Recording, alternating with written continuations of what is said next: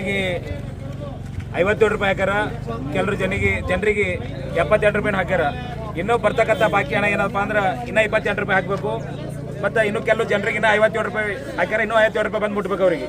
ಈ ಹಣ ಪಾವತಿ ಮಾಡಲಿಲ್ಲ ಅಂದ್ರೆ ನಾವು KPR ಫ್ಯಾಕ್ಟ್ರಿಗೆ ಇನ್ನು ಮುಂದಿನ ದಿನಮಾನದಾಗ ಚಾವಿ ಹಾಕಿ ಇನ್ನು ಅದ್ರ ಮಾರಿ ಮುಂದೆ ಪ್ರತಿಭಟನೆ ಮಾಡ್ಬೇಕಂತೇಳಿ ಈ KPR ಫ್ಯಾಕ್ಟ್ರಿದವ್ರಿಗೆ ಎಚ್ಚರಿಕೆ ಕೊಡ್ತೀವಿ. ಮತ್ತು ರೆಡ್ ಚಾರ್ಟ್ದಲ್ಲಿ ವ್ಯತ್ಯಾಸದ ಮತ್ತು ಇನ್ನೇನಾದ ರೈತರಿಗೆ FRP ರೇಟ್ ದರದಲ್ಲಿ ಅದನ್ನು ತಾರತಮ್ಯ ಮಾಡ್ತಾರೆ. ಯಾಕಂದ್ರೆ ನಮಗೆ ಬಿಜಾಪುರ ಡಿಸ್ಟಿಕ್ ಒಳಗೆ ಕೆಲವೊಂದು ಫ್ಯಾಕ್ಟ್ರಿಗಳು ರೇಟ್ ಹೆಚ್ಚದ. ಇನ್ನು ನಮ್ಮ ಭಾಗದ ಏನದ ಕೆಲವೊಂದು ಫ್ಯಾಕ್ಟ್ರಿಗಳು ಅದೇ 27 ರೂಪಾಯಿ ರೇಟ್ ಕೊಡ್ತಾರೆ. ಯಾಕಂದ್ರೆ ಇಲ್ಲೇ ಪಕ್ಕದಲ್ಲಿ ನೋಡ್ಬೇಕು ಎರಗಾಲ್ ಫ್ಯಾಕ್ಟ್ರಿ ಇದೆಲ್ಲ ಅವೆಲ್ಲ 3100 3200 ರೇಟ್ ನಿಗದಿ ಮಾಡ್ತಾರೆ. ನಮ್ಮ KPR ಫ್ಯಾಕ್ಟ್ರಿ ಅವರು ಅದೇ 27 ಕೊಡುತ್ತಾರೆ. ಅದಕ್ಕೋಸ್ಕರ ನಾವು ಇವತ್ತು DC ಅವರ ಆಫೀಸ್ ಎದುರುಗಡೆ ಹೋರಾಟ ಹಮ್ಮಿಕೊಂಡಿದ್ವಿ. ಕಾಟಾನು ರೀ ಕಾಟ ಒಂದೇ. ನನ್ನ ಹೆಸರು ಶಶಿಧರ್ ಪರಶುರಾಮ್ ನಾಯ್ಕೋಡಿ.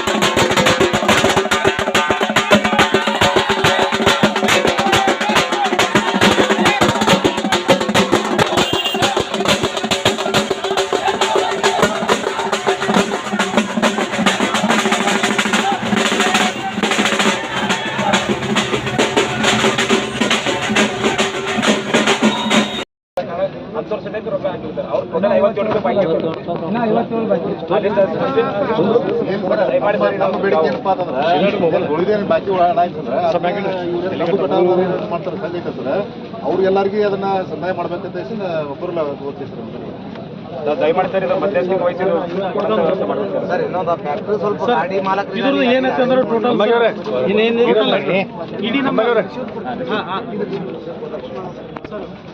ಇಡೀ ನಮ್ಮ ಜಿಲ್ಲೆಯಲ್ಲಿ ಇದೇ ತರನಾಗಿ ಕೇವಲ 57 ರೂಪಾಯಿ ಏನು ಎಲ್ಲ ಒಟ್ಟು ಟೋಟಲ್ 10 ಶುಗರ್ ಕಾರ್ಖಾನೆಗಳಿದಾವೆ ಸರ್.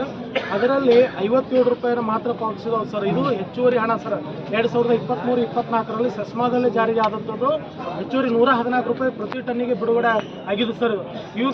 ಇವರು ಕಬ್ಬು ಕಾರ್ಖಾನೆಯವರು ಏನು ಮಾಡಾಕತ್ತಾರೆ ಸರ್, 57 ರೂಪಾಯಿ ಎಲ್ಲರೂ ಕೊಟ್ಟಿದ್ದಾರೆ. ಆದರೆ ಉಳಿದ ಬಾಕಿ ಹಣ ಇವರು ಯಾರೂ ಕಾರ್ಖಾನೆಗಳು ಕೊಡ್ತಾ ಇಲ್ಲ.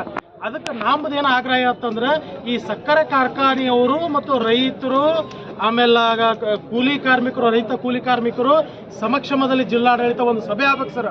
ಅಲ್ಲಿ ಏನು ರೈತರ ಕುಂದುಕೊರತೆಗಳದಾವು, FRP ದರ ಮತ್ತು ಒಂದು ಕಾರ್ಖಾನೆಗಿದ್ದಂಥ FRP ದರ ಇನ್ನೊಂದಕ್ಕಿಲ್ಲ ಮತ್ತೊಂದಕ್ಕಿಲ್ಲ ಸರ್. ತಾವು ನಿರ್ಧಾರ ಮಾಡಿದೆ ರೇಟ್ ಅದು ಎಲ್ಲ ನಾವು ಈ ಸಾಗಾಣಿಕೆದಾರರು ಅದೇ ಒಪ್ಪಿಕೊಂಡು ತಗೋಬೇಕು, ಆಮೇಲೆ ರೈತರು ಅದೇ ತಗೋಬೇಕು. ಇದು ಹಿಂಗಾಗಿ ಇವ್ರು ಎಲ್ಲರೂ ಏನಪ್ಪ ಅಂದ್ರೆ ಬ್ರಿಟಿಷ್ ಆಡಳಿತ ನೀತಿಯನ್ನು ಸಕ್ಕರೆ ಕಾರ್ಖಾನೆಗೆಲ್ಲ ನಡೆದ ಸರ್. ಒಂದೇ ಹೇಳಬೇಕಂದ್ರೆ ಒಂದೇ ಮಾತಲ್ಲಿ. ಮತ್ತು ವಿಶೇಷವಾಗಿ KPR ಆಡಳಿತದಲ್ಲಿ ಯಾವ ಥರ ಅಂದರೆ ಗುಂಡಾಗಳನ್ನ ಸಾಕೊಂಡು ಕಾರ್ಖಾನೆ ನಡೆಸ್ತಿದ್ದಾರೆ ಒಂದೇ ಮಾತಲ್ಲಿ. ಭಾಳಷ್ಟು ಐತಿ. ಅದಕ್ಕೆ ನಮ್ಮ ಎಲ್ಲ ಇದು ಕೇವಲ 1 ನಿಮಿಷದಲ್ಲಿ ಮುಗಿಯುವಂಥ ವಿಷಯ ಅಲ್ಲ. ತಾವು ಕಟ್ಟಿಂಗ್ ಆರ್ಡರ್ ಕೊಡೋದಕ್ಕಿಂತ ಮುಂಚೆ ಈ ಸಭೆ ನಡೆಸಿ ಕಟ್ಟಿಂಗ್ ಆರ್ಡರ್ ಕೊಡಬೇಕನ್ನೋ ನಮ್ಮ ಆಗ್ರಹ ಐತಿ. ಇಲ್ಲ ಅಂದ್ರೆ ನಾವು ಕಾರ್ಖಾನೆಗಳ ಎಲ್ಲಿ ಬೇಕಲ್ಲ ಮುತ್ತಿಗೆ ಹಾಕ್ಬಿಡ್ತೀವಿ ಕಾರ್ಖಾನೆಗಳನ್ನ. ಅದಕ್ಕೆ ತಮಗೆ ನಮ್ಮ ಆಗ್ರಹ ಐತಿ, ಇದನ್ನ ಆಗ್ಬೇಕು ಸರ್.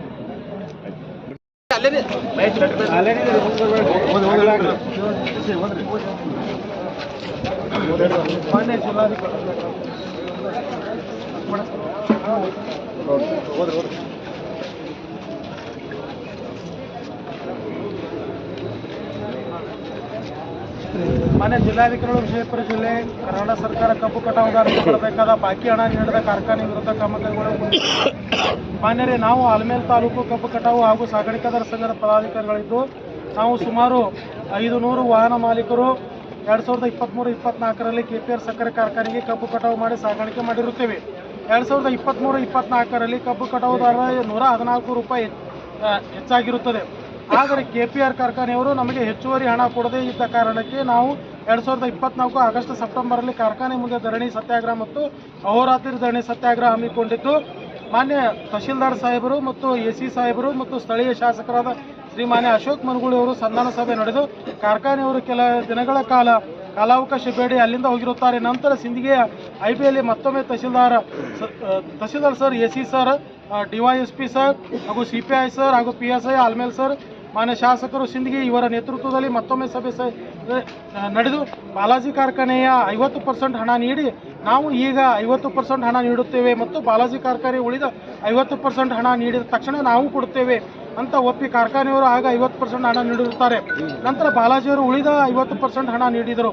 ಆದರೆ KPR ಕಾರ್ಖಾನೆಯವರು ನೀಡದೇ ಇದ್ದಾಗ ನಾವು 2024-25 ಸಲ ಕಬ್ಬು ಸಾಗಾಣಿಕೆ ಮಾಡದೆ ಬೇರೆ ಕಾರ್ಖಾನೆಗೆ ಕಬ್ಬು ಸಾಗಾಣಿಕೆ ಮಾಡಲು ಪ್ರಾರಂಭಿಸಿದೆವು. ಆಗ ಸ್ಥಳೀಯ ಮುಖಂಡರು ಮತ್ತು ಕಾರ್ಖಾನೆ ಅಧಿಕಾರಿಗಳು ನಮ್ಮ ಕಾರ್ಖಾನೆಗೆ ಕರೆಸಿ, ಇದು ನಿಮ್ಮ ಕಾರ್ಖಾನೆಗೆ ಈಗ ಮಾಲೀಕರು ಊರಲ್ಲಿ ಇಲ್ಲ, ವಿದೇಶಕ್ಕೆ ಹೋಗಿದ್ದಾರೆ ಎಂದು ಹೇಳಿದಾಗ ನಾವು ಅದಕ್ಕೆ ಒಪ್ಪಲಿಲ್ಲ. ಆಗ ಕಾರ್ಖಾನೆ ಅಧಿಕಾರಿಗಳು ಈಗ ನಿಮಗೆ ಕೊಡಬೇಕಾದ 50% ಹಣದಲ್ಲಿ ಅಂದರೆ 57 ರೂಪಾಯಿಯಲ್ಲಿ 25 ರೂಪಾಯಿ